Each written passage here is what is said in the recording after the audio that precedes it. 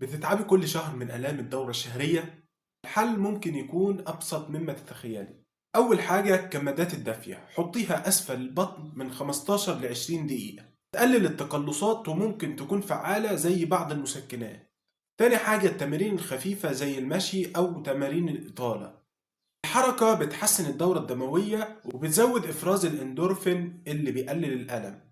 تالت حاجة وهي تمارين التنفس العميق أو الديب بريسنج اكسرسايز، ودي بتكون عبارة عن إنك تاخدي النفس من الأنف وتطلعيه من الفم، وتكرر الموضوع ده من 3 ل 5 مرات زي كده.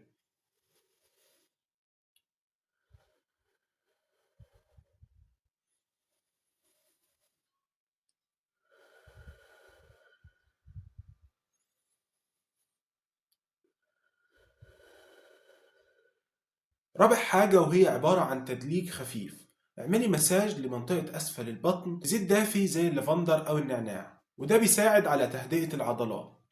خامس حاجة وهي التغذية والمكملات، اهتم بالفيتامينز زي فيتامين بي وأوميجا 3 والمغنيسيوم.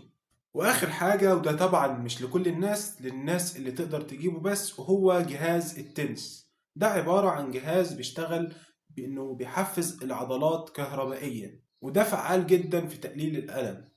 لو حابين أعمل فيديو كامل عن جهاز التنس ياريت تكتبولي تحت في التعليقات.